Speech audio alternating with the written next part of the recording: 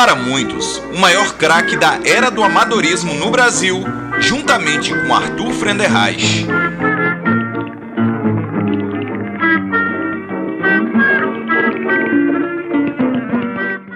O Maravilha Negra desfilou seu talento inigualável pelo mundo. E o mundo é Vasco.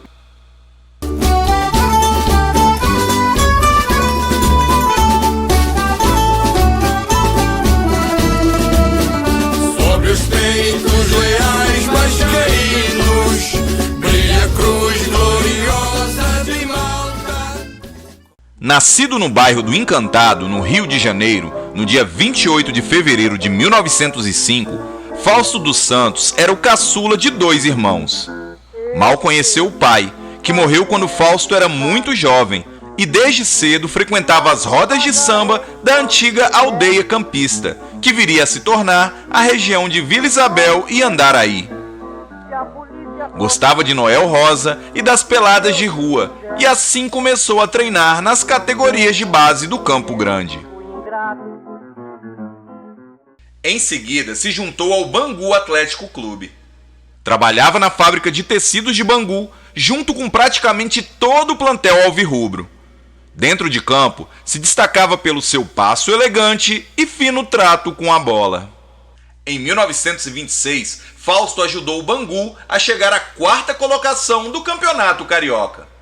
Atuando como meia armador, chamava atenção pelas matadas de peito, incrível técnica e habilidade incomum.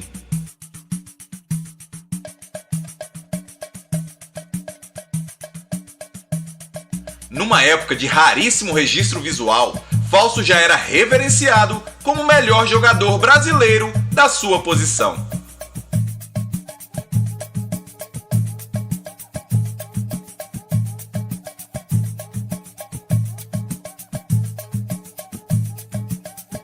Após 2 anos de assédio, no fim de 1928, seu amigo das noites cariocas, Tinoco, que atuava no Vasco, o convenceu a envergar o manto cruzmaltino.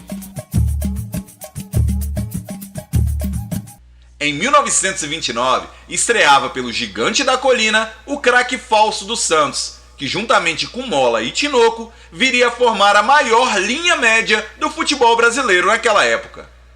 Atuando como volante, liderava o meio de campo cruzmaltino com passes precisos e avanços fulminantes.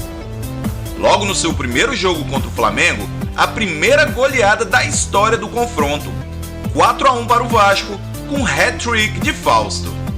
Num elenco estelar, o volante representava a cara daquele que seria o primeiro grande esquadrão de craques da história do Clube de Regatas Vasco da Gama. Após conquistar o Campeonato Carioca de 1929, Fausto foi convocado para a Seleção Carioca e para a Seleção Brasileira, que disputaria a primeira Copa do Mundo no Uruguai, juntamente com outros 3 vascaínos, todos titulares: Itália, Brilhante e Russinho. A imprensa mundial apelidou o craque vascaíno de Maravilha Negra, tamanha sua classe e repertório numa seleção que decepcionou naquele Mundial. Fausto também foi o único brasileiro na seleção da Copa.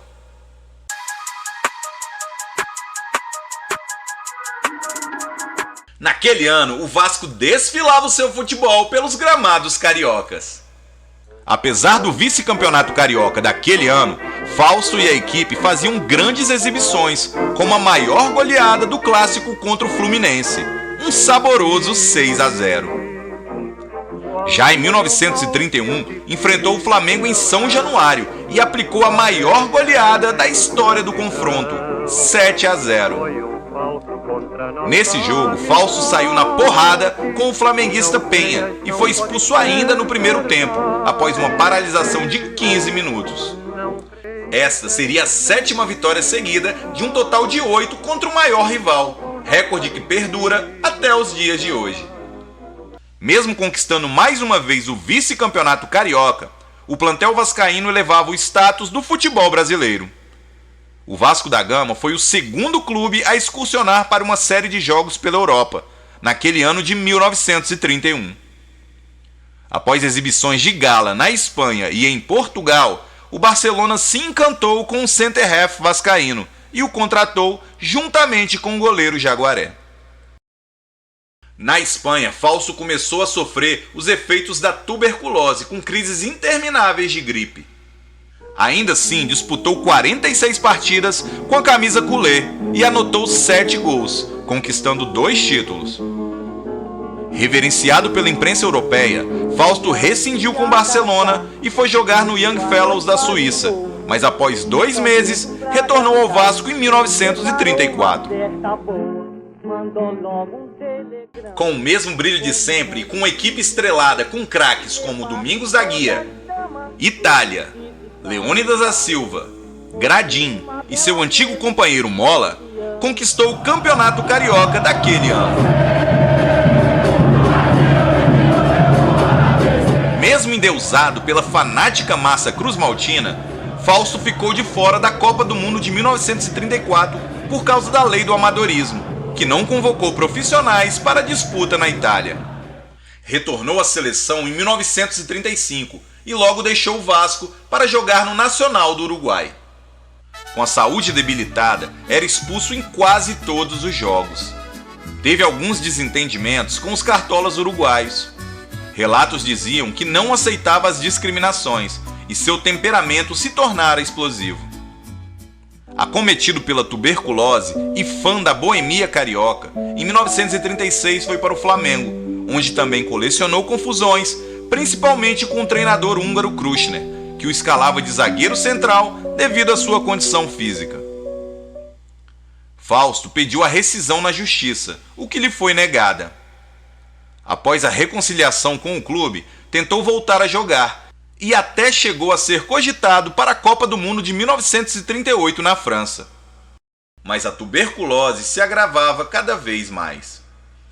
Em 1939, vivendo na miséria, foi internado num sanatório no interior de Minas Gerais, com poucas esperanças de cura. O maior center-half dos anos 20 e 30 se despedia dos gramados de uma maneira dramática.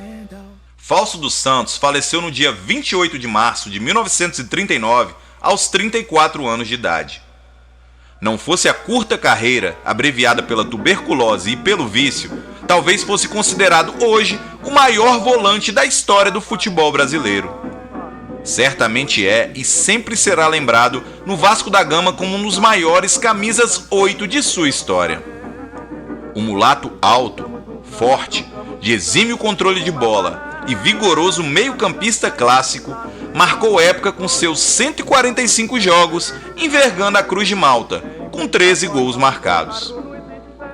Bateu diversos recordes naquele esquadrão vitorioso, onde conquistou 7 títulos. O operário do Encantado, que galgou sua trajetória sozinho e com seu talento nato, encantou multidões no Brasil e no mundo.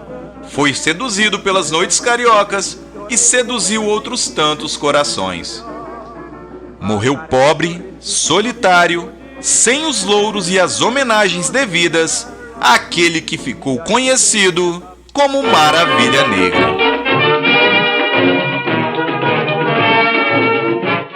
E aí, torcedor vascaíno, tá gostando do conteúdo? Não esquece de dar aquele joinha, se inscreva no canal e compartilhe com seus amigos. Convide todos para conhecer a história mais linda do futebol mundial, pois o mundo é vasto.